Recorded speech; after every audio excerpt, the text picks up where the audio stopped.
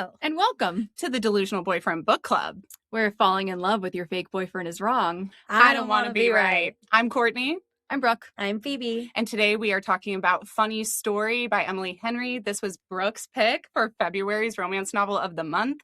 If you guys aren't already, please rate, review, and subscribe wherever you're listening. If you're watching us on YouTube, please subscribe there.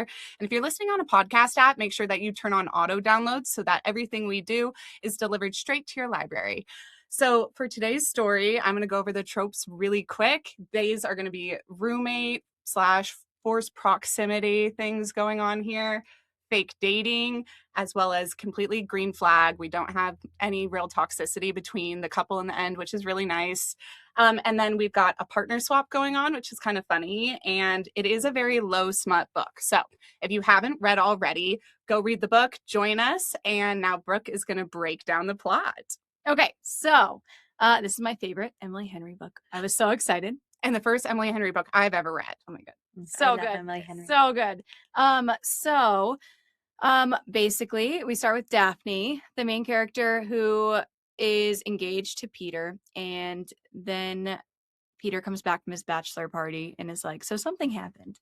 And he has this best friend who's a female, and Daphne's always been a little bit nervous about her. And then they hooked up at his bachelor party. And so then he leaves Daphne for Peter and Petra, which Disgusting. And can we talk? So because gross. Brooke had us watch People We Meet on Vacation, and there's another boy-girl bestie situation there. And I would just like to say, if I was Daphne and my husband was going on his bachelor trip with a woman, there would be no bachelor trip. There'd just be a gravestone with his name on it. So, already very suspicious of this Peter man. Hate him with my whole heart from the first moment of the book.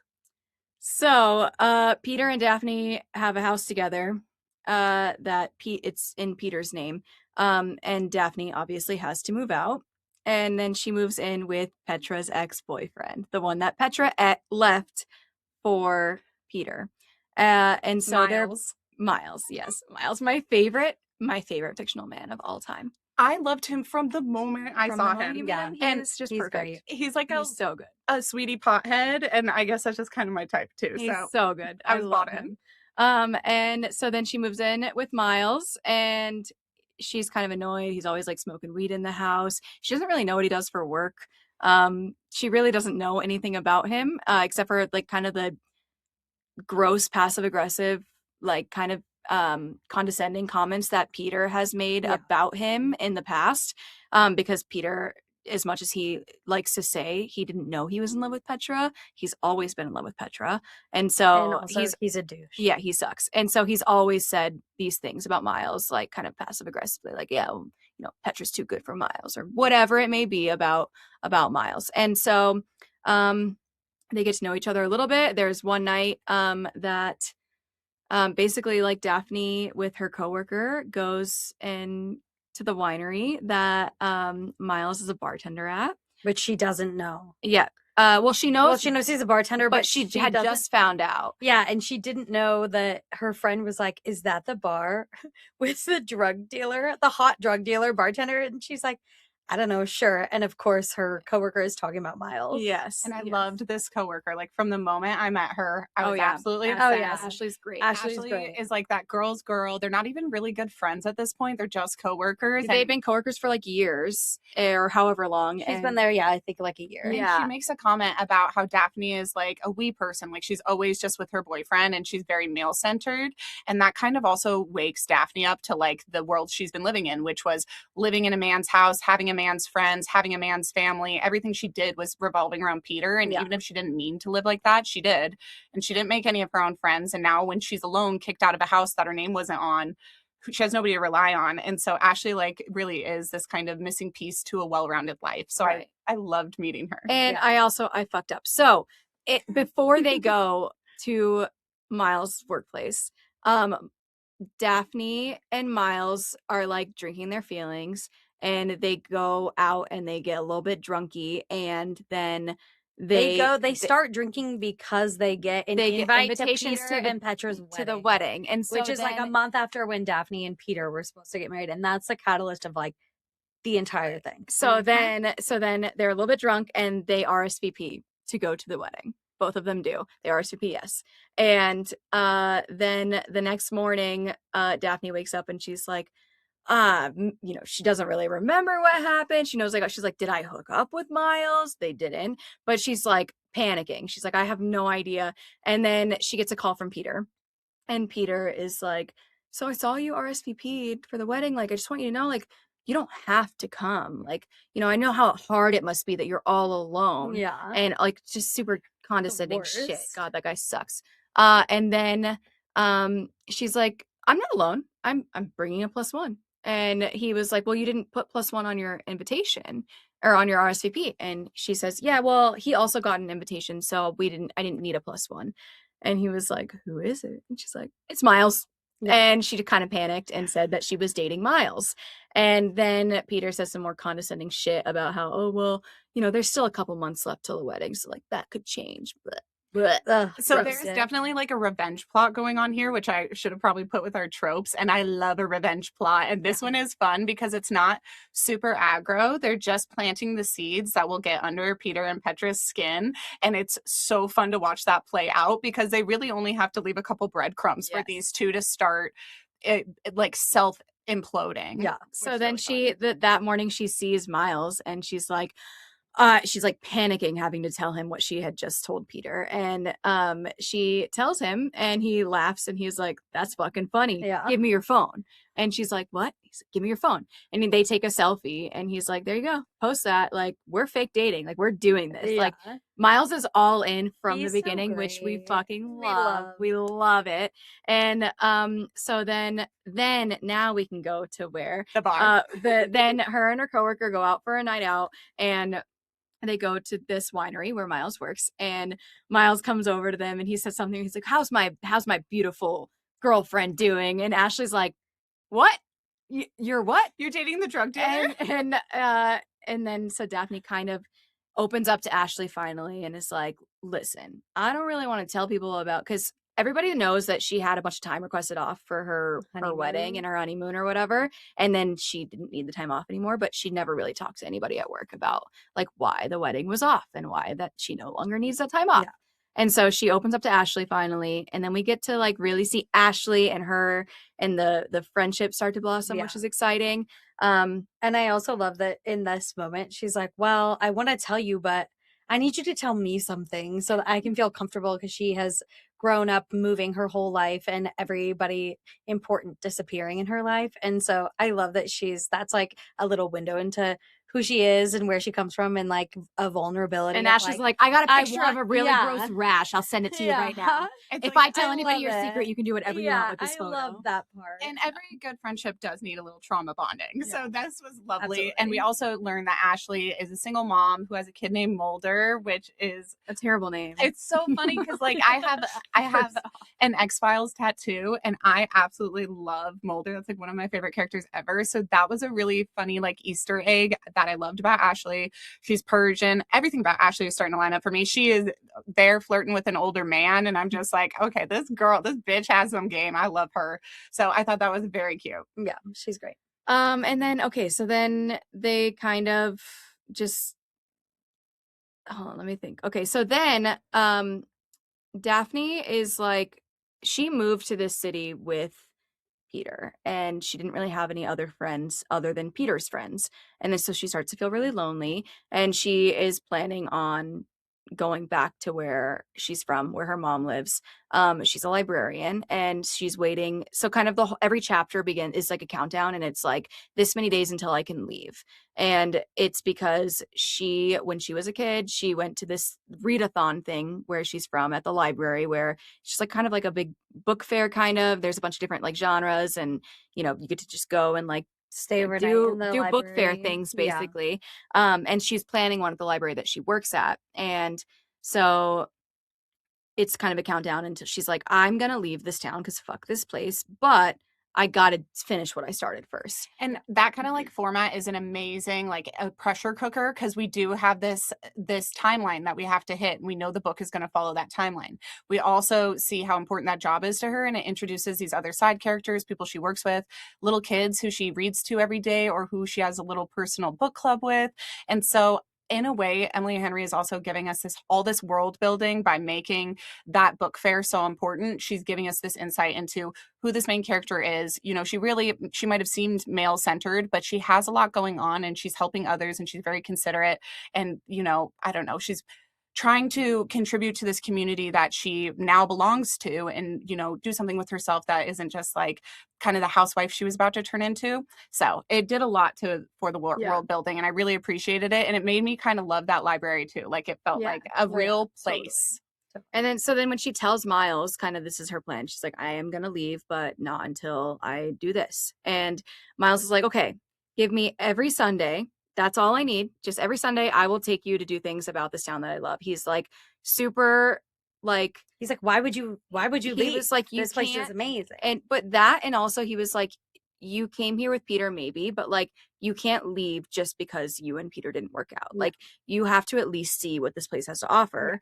And so then he starts taking her on these like little Sunday trips where they go to, and it's never anything extravagant. It's like a diner that he loves and a bar that he loves, and then like to the beach. And they kayak in one, don't they? Yes. And so it's just like he's like, Miles is so ready to like prove to her that who cares if things didn't work out with Peter. You need to now decide if you actually love this place or if you're leaving because Peter is still here. And so then they're like building a friendship also, which is so cute. Sometimes I don't believe that in these stories. I'm like, ugh, like you wouldn't actually be friends with a boy, but like I would be friends with Miles. Like, he's really like laying the foundation for like true getting to know her. And again, you know, instead of this being a male centered reason to leave town, he's like, let's give you your reasons to stay, not because of me, but because of stuff that I'm introducing you to. So he's the opposite of Peter in every way. And he's trying to help encourage her to make this her home, not because of him, but maybe because he doesn't really want her to leave. He does see her as a friend, and that's freaking cute. Yeah, so cute. And so then he brings her to like this farmer's market. It's just like one of the Sundays that they have together, and they run into Peter. And at the lavender farm. Yes. Right? And Peter is like, can I talk to you for a minute? And like wants to talk to Daphne, and is just like trying to convince her that Miles isn't good enough for her, whatever, and being stupid fucking Peter.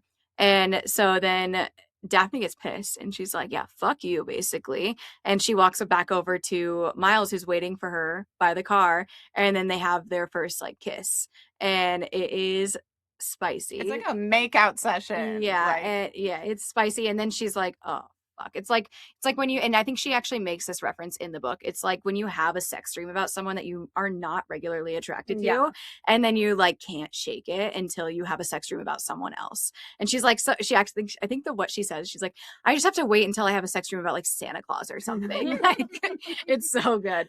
And so then there's like some tension, and then they talk about it, and he's like, you're being kind of weird. What's up? And she's like, I just feel like, and he was like, I've been thinking about it a lot too. And she's like, thank God.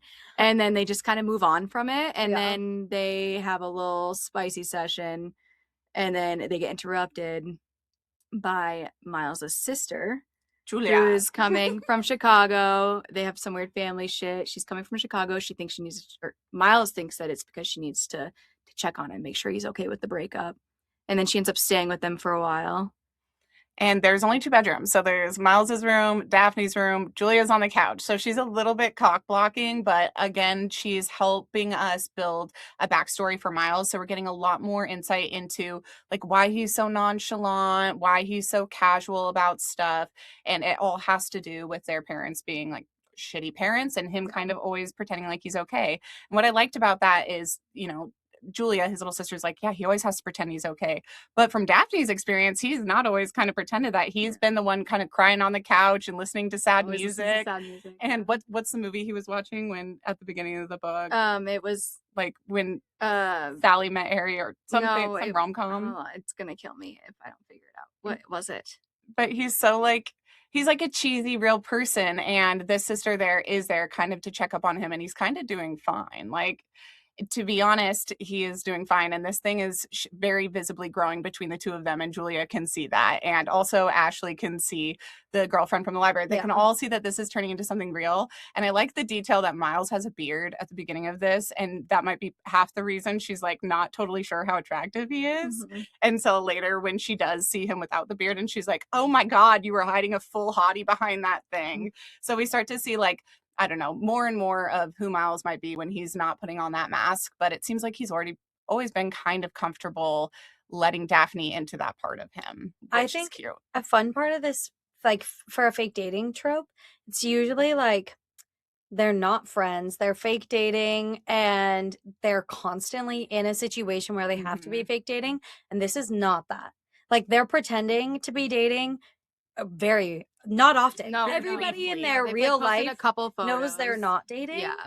So is a very interesting dynamic of like they're just like becoming really close friends, and they obviously have this like underlying sexual tension the whole time, but they're not constantly putting themselves in a situation where they can act on that, which is like just different than a lot of fake dating books I've read, which I liked. I Definitely. really enjoyed it. I thought it was fun. And this is certainly a slow burn kind of for that reason, because they're not constantly in Yeah. positions where they have to like make out in front of the people they're trying to make jealous. In Yeah. fact, like you said, that's not happening enough. Yeah, So they or have like to, like, they're not like trying to do a couple things to convince everybody that they are dating.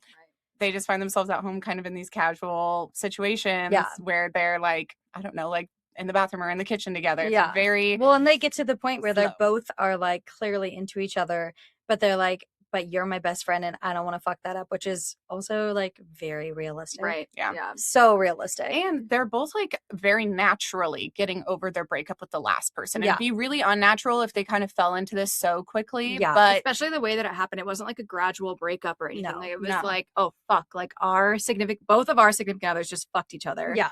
And now we have to live together because I have nowhere else to go. And you have an apartment, so I'll move in. Like, yeah. So it definitely does happen in this kind of natural way. But then it's like, okay, what's the catalyst going to be for them actually getting together? And so I don't want to skip too far ahead because I'm terrible at summarizing. This is my first time having to do the summary, and I keep having full on ADHD. Well, it's hard because you also are like, what's actually like, important. Yeah. So to mention. And I am sorry if I'm jumping way too far ahead, but the kind of catalyst that does make them start acting on things is that Daphne's dad comes into the picture. So the whole beginning of the story, you know from the beginning how close Daphne is to her mom.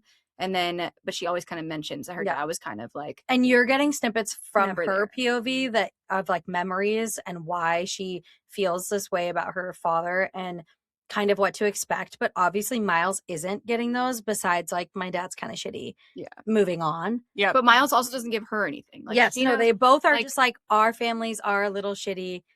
Okay. Like, also another thing I forgot, an important thing in the summary, is that when Peter calls after she does the RSVP, he's like, well, like kind of talking about how crazy it is that she's with Miles and how he did a bunch of bad things to say about him, but he's like, his family doesn't even talk to him, right?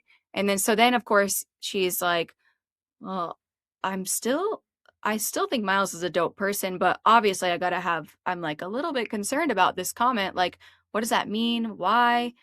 He has gotten kind of weird anytime we've talked about our families. Like, what is going on there? And even when she does bring it up to Miles, he is super, like, he doesn't really want to talk about it. He doesn't really elaborate at all on why he doesn't talk to his family except for his sister. Which is a good thing that Julia comes into the picture to kind of start prying open those closed doors. And then another thing that happens is we are starting to form a true friendship with Ashley from the library. And we have Daphne kind of promising her that she'll come on her birthday to make her birthday special and help her paint her room, and they'll watch The Real Housewives. And then Daphne's own family shows up and starts kind of prying open her old wounds. Her dad and her dad's now new wife. Who, like, her name is Starfire. I think that's all you have to say. And she's just like exactly how you would expect someone named Starfire. Literally, like, that's like so all you need she's to know. like, every trip they go on is because their psychic told them that, like, that's what they should do. But there is a funny moment where she's like, what do you mean you're not dating? My psychic told me that you guys were gonna be together, that you guys were together. And they're like, you're crazy. But and so Miles is kind of being this social lubricant between Daphne and her stepmom and her dad. And he's like, okay, well, come with us on one of our excursions. Like, we're all going to go out on the pontoon boat that a friend of mine has. And while they're kind of discovering each other's family lives and learning more about each other, Ashley gets a little bit forgotten about and her birthday plans get blown off, which is pretty important to this developing, community that Daphne is starting to But build for herself. her plans get blown off though because Daphne's dad and Starfire leave. They don't show up to her important thing where they were going to come see her do this reading at the library. Mhm. They don't show up. They leave town. Miles disappears. Like, they make out, they have a moment. Then he like drops off the face of the planet. She's distraught. And then she forgets her like best friend's birthday. Yes, and then They actually had sex before this, didn't they? Doesn't she have sex with him, and then nobody shows up to her reading after she's had this like vulnerable moment with him and kind of accepted her dad? No, he shows up to the reading to tell her that her dad left. Yeah. But then he drops her off at work and he's supposed to pick her up and he never shows up. Yeah. And she's like, I'm sure everything's fine. Like, he's just late.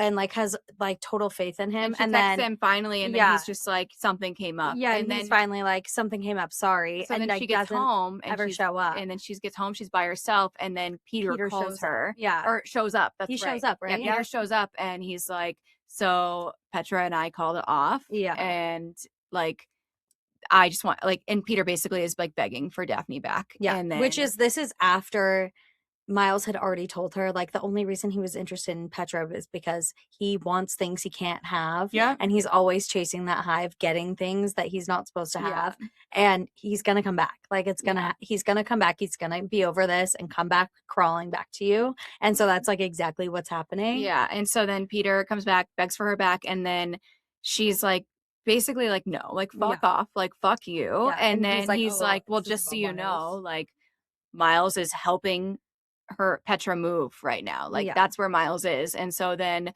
when she talks to Miles next, she goes and stays at Ashley's for a while. They figure their shit out. Yeah. Ashley's no longer mad at her for forgetting her birthday. And so she's staying at Ashley's, and Miles is like, she called me and she needed a truck, and I gave her, he's like, I ended up just switching cars with her because I didn't want to like be around it, like whatever. And Daphne's just like, kind of like, okay, just like still very confused, feelings wise. Like, you really hurt me. And I also wouldn't believe him. I would be like, I'm sure you guys had more like of a special moment than that if you went to go help her.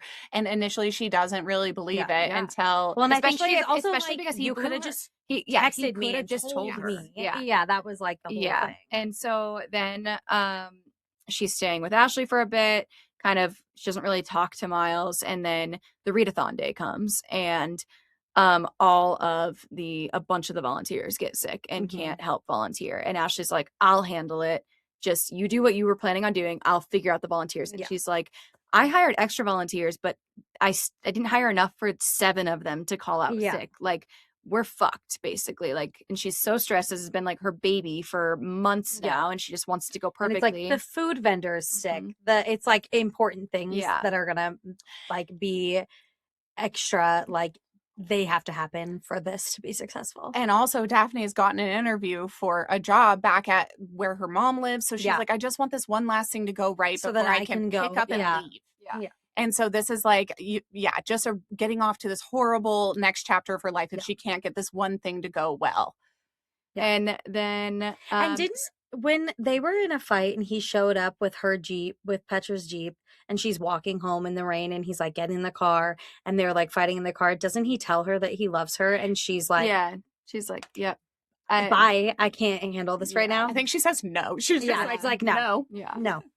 So at this point, Miles is backed off because he has made it clear where he's at, and that there really is nothing left of Petra. He was just helping a friend, essentially.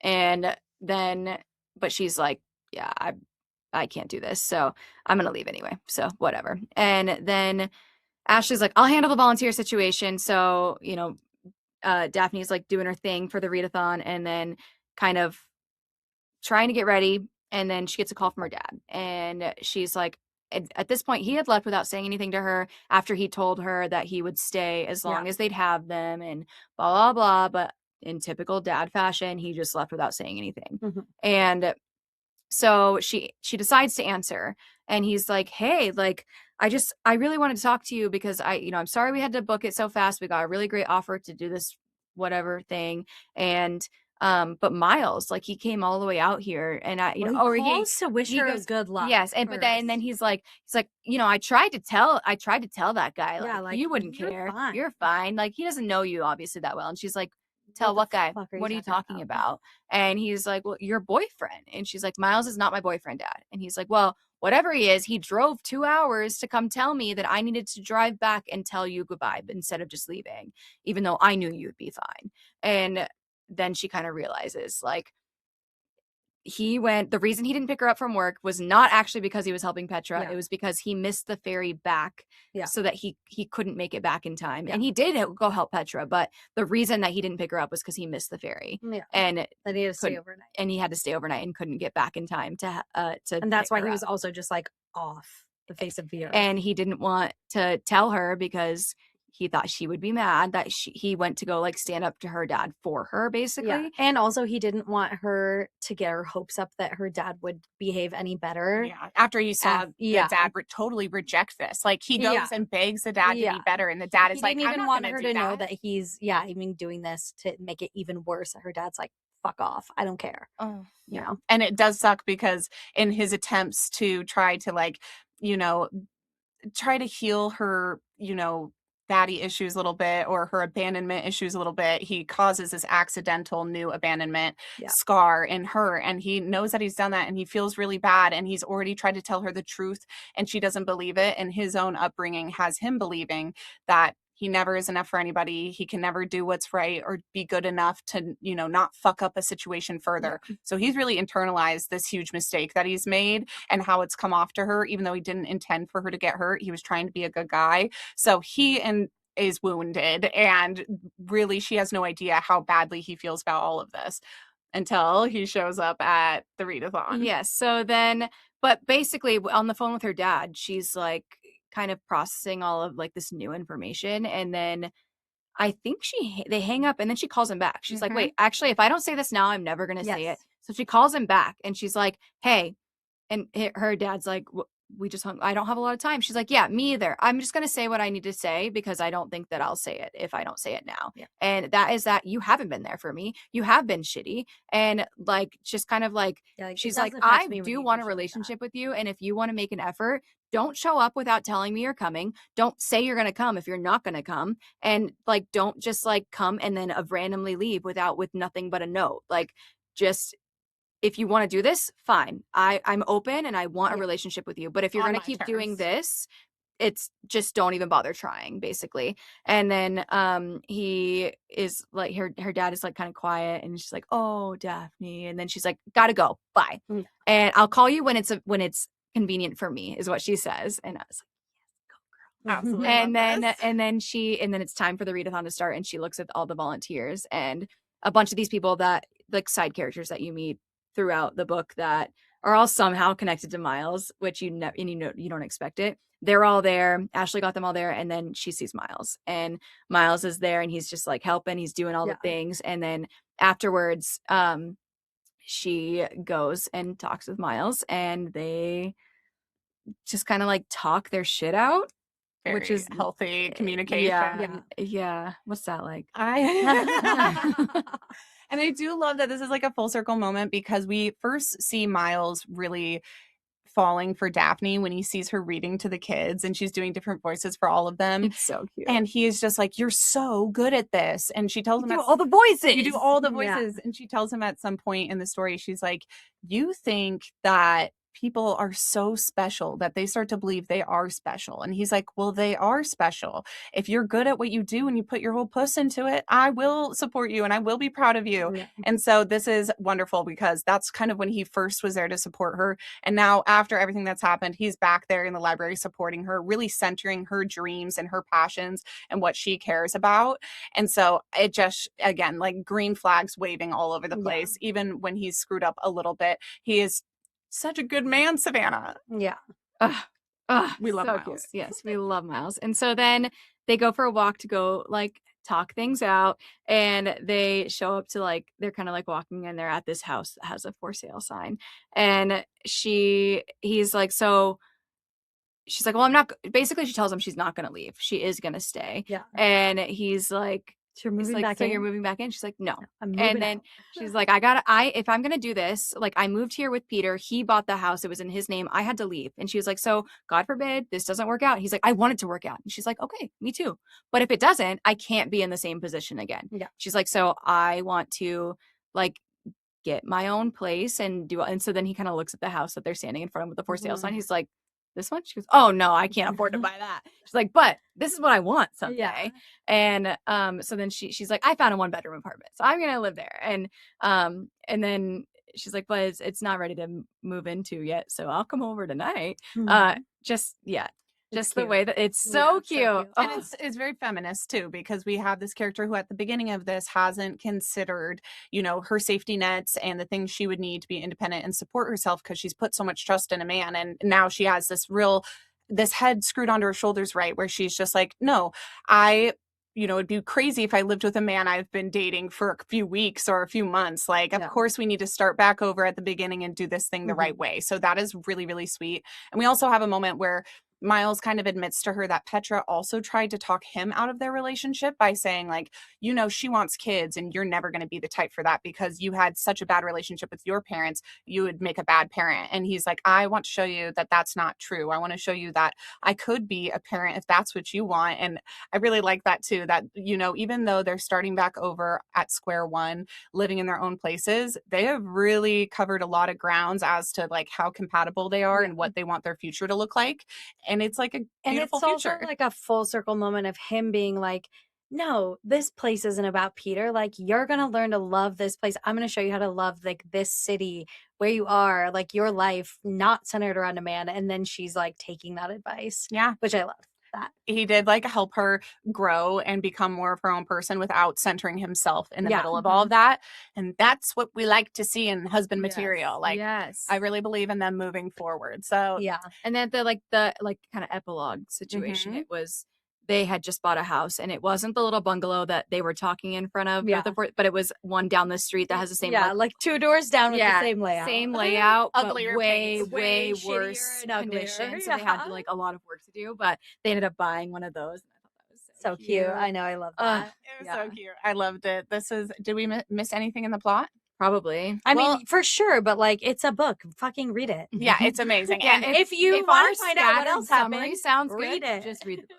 and if you already read it, you already know what we missed. Yeah. I feel like the one thing we didn't like really dive into is there's one sex scene in this. So this, compared to our last book where there's a lot of sex, which a lot of sex, no plot. This is more plot, less sex. Exactly. So we get one like full sex scene, which is really good and fun. And then we get more graphic details as she's telling Ashley about that. And that is a big Which moment. she makes a specific comment about. She's like, because Ashley's like, oh my God, it happened. And she's like, well, yeah, I mean, yeah, like She's very cagey, and Ashley's like, no, we're girlfriends, and you're gonna tell and me. she's like, I never had that a reminded friend. me of you, Courtney. She's like, I've never had a friend before where like you tell them all the dirty. Yeah, you like, don't none of spare my friends them a have dirty ever detail. like even wanted more details. Yeah, And then she gives us the details, and it was 15 minutes for the first round, a slight break, and then 30 minutes with more like tomfoolery. Yeah, because she said something about 45 minutes, and Ashley goes, 45 minutes? Yeah. Which we love to hear. So good. And So she's good. like, I actually feel so bad like saying this behind Miles's back. Don't tell him I told you all this. But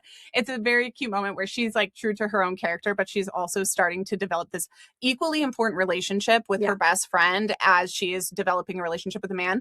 And she also had a different best friend who she kind of fell out of like terms with, and in the epilogue she gets that friend back. So so this was a friend who, like, when her and Peter were living back home before they moved to this town, this was like her bestie, but her bestie's boyfriend was like cousin, like somehow related, not just best friends with Peter, but I think somehow related to Peter. I think, right? No, him and Peter were besties. Just besties. And her and Sadie were besties, and her and Peter were dating, and they introduced Sadie and Cooper, and then they got together, and then it started to feel like, well, so when they if broke I'm not up, with Peter, like they're with Peter, and she's like, she chose Peter over me, chose sides. And then in the epilogue, they talk when they like rekindle. She realizes, she's like, she wasn't choosing Peter over me. She was choosing her significant other because her significant other is best friends with Peter, and so like obviously that is just like kind of how it played out, and she kind of realizes this and that's okay. And Like, she's also like, she didn't even really pick him. I kind of took myself out of the equation. Literally. And then her bestie is like, yeah, I could feel you pulling away from me. And I was hoping, you know, at some point we could come back together. So they do have like a big come back together Yeah. moment. And then they have a natural kind of like just starting to talk on a regular basis like they used to be. So it is very like full. It's like a whole well-rounded life that she has at the end of this. And I think Emily Henry did a beautiful job of being like, the most important part of the story is not who she ends up with in the end, but that she's found herself. Yeah. And that like also applies to her job, her besties, her relationship with her dad, her relationship with her mom, like everything about her life is now kind of grown out and become more satisfactory for her. So I really like that. And she like has a life now. She's Yeah. not just living. and You know that's what all I mean? that's all part of the plot. Like for Yeah. a romance novel, the plot really is like this character development for Daphne. And Miles gets character development as well, but he's not the main character. And it feels very feminist and very like girl power at the end of this, where it's like, yeah, the things that make us who we are never just a man. And a lot of times that is a part of it. So like you also don't have to discount the romance from your life or the breakups from your life. Those things are really important parts of your story, but your whole story is bigger than that. Yeah. So it makes me want to read more Emily Henry because I'm like, she's so good. she's so good. I yeah, love her. So good. Yeah, and I also love that Miles is encouraging her to do all these things. He's like, absolutely, you should have friends. You don't need to hang out with me. Go hang out with your friend. Go do things that make you happy. Like, he also doesn't want her life to only be about him. Yeah. Because his life is like so vast and he has all these friendships. And the whole time she keeps like kind of talking down on herself and kind of down on him for being so friendly. And like, it's so easy. You make friends with everyone. And he kind of has a moment of like, well, that's not how it is, but I just really care about people and like I just make relationships, you know, that are important and blah blah blah. It's good. I really like him. And I really like He's this the book. best. He's my favorite. okay, is this the natural segue into who's your delusional boyfriend from the story, or would you date the main love interest from the story? Yeah, because there's only one love interest in this story, and yeah, I think we all would. Well, he's not my delusional boyfriend. Ashley's my delusional Of boyfriend. course, but Ashley's And you. I don't give a damn. I would totally date me. And I know you would. She's like, she's hot. She has a huge ass house. She has a cool ass kid named Mulder, who she named after the X-Files. She is very good at her job, extremely competent, an amazing girlfriend. She clearly has like high standards for men that she dates, and she got divorced because she's so sure of who she is and what she wants for her future. And she even says at one point, like, I'm sorry for holding you to such a high friendship standard because I feel like I've held myself back the last 10 years, and the next 10 years going forward, I want to make like the most of it. And so everything about that personality, I was just like, God, I would fuck Ashley. I would totally fuck Ashley. You do love Ashley. And she wears like a cute dress when they go out to the bars, and it is very clear that she's an attractive woman. So she's you if you were like single later in life. Yeah, with a kid, which that would be crazy. But I just loved everything about her. And Miles, I would absolutely also date. Yeah. He's just like, he's such a sweetie pie. And, you know, sometimes I need like a bit of a bad boy because I already live with a sweetie pie. Ashley's kind of a bad boy. Ashley's like kind of has a sharp tongue and sasses people. And Miles is just like exactly my type in person. Like in real life, I'm tattoos, facial hair, bartender. Please. What more do you need? He has cool tattoos too. He has like an anchor and a mermaid. And I'm like, oh, those are all very hot. And beard, no beard, I like both. Yeah, he's cute. I like him a lot. He's my favorite fictional man of all time. I was gonna say, is he your number one? He's my number one delusional boyfriend. Oh my God, I'm so glad I got to meet him. This was a really, really fun story, and it did make me want to read the rest of her stories. Yeah, they're so good. All watched People You Meet on Vacation together, and Brooke had a lot of feelings because this is her favorite author, and obviously the adaptation sometimes can fall a little short. I love the movie. I also made the mistake of rereading the book like less than 24 hours before we watched the movie.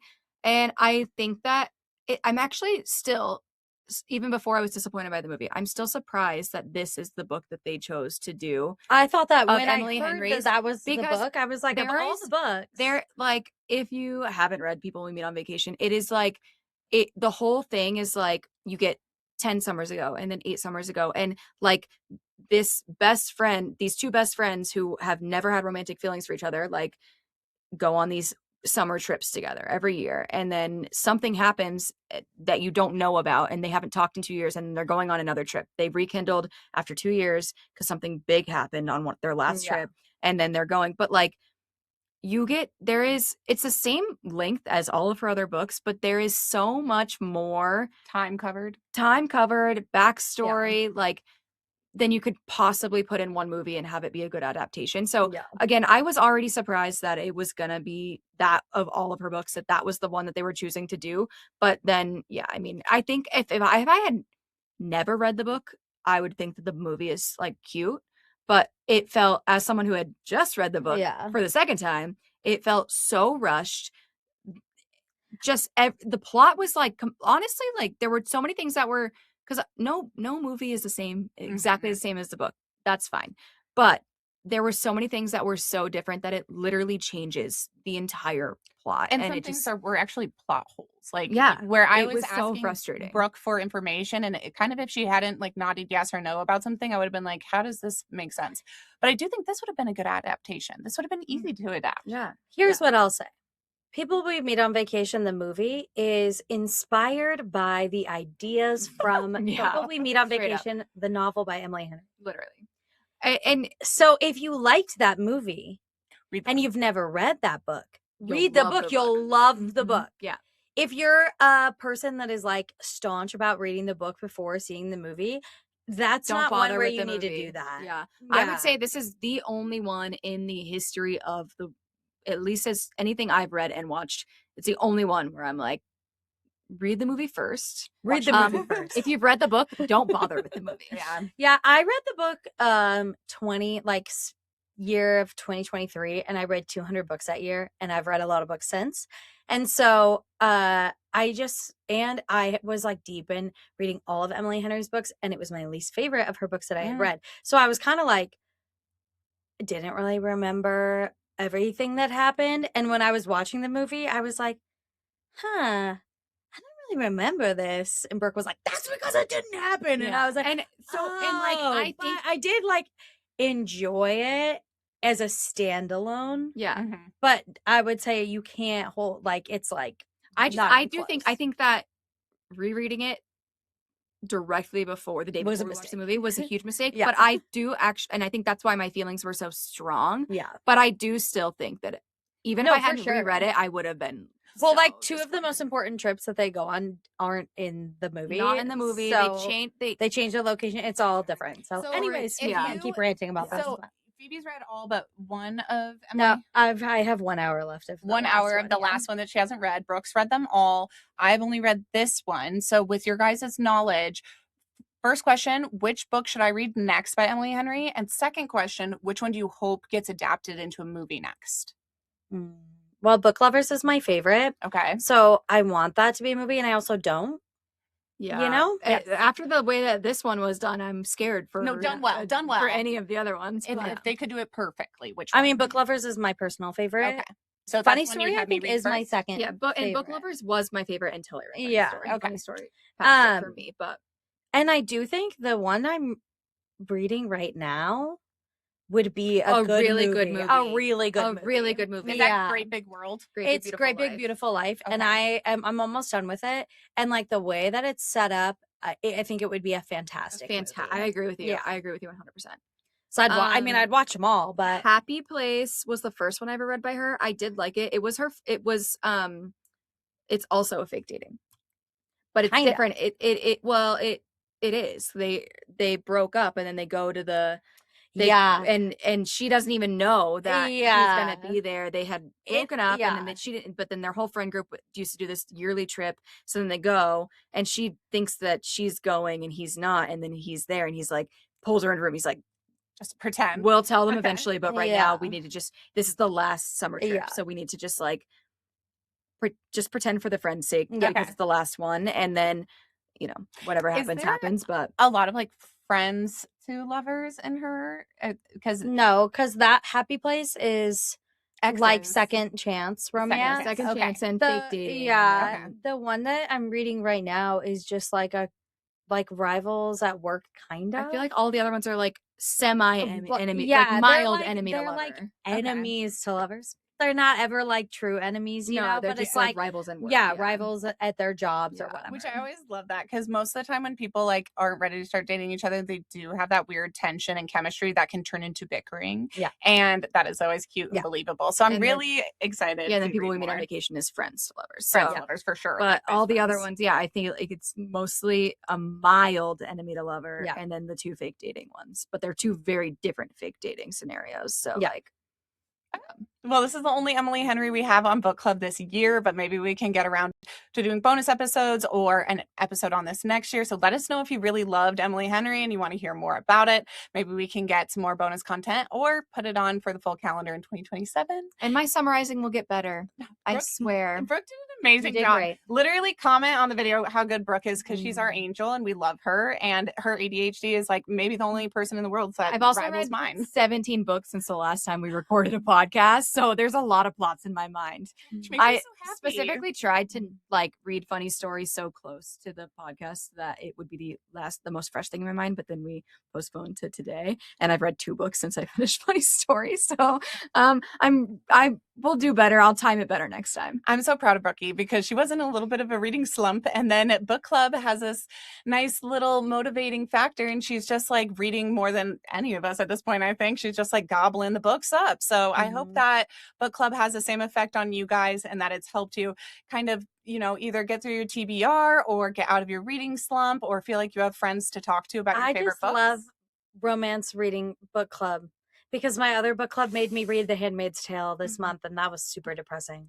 Oh, yeah. And on a political note, can we all just say, fuck ICE? Fuck ICE. Fuck ICE. So that's where we stand on that. I hope that all of you listeners out there also hate ICE. I hope that And you if you understand don't find where we another stand. podcast, maybe. Literally, we don't want you here if you do like ICE. This Sorry. podcast is We only about like love. ice in our drinks. Okay. Yes. Amen. Exactly. Our podcast is all about love and spreading love and finding joy in art. And none of those things are compatible with a dictatorship or an authoritarian state. So we hope that you guys do what you can to spread love in this world and fight the hate where you see it. Thank you so much for listening. If you haven't already, please do subscribe to the podcast, either on YouTube or whatever podcast app you're listening.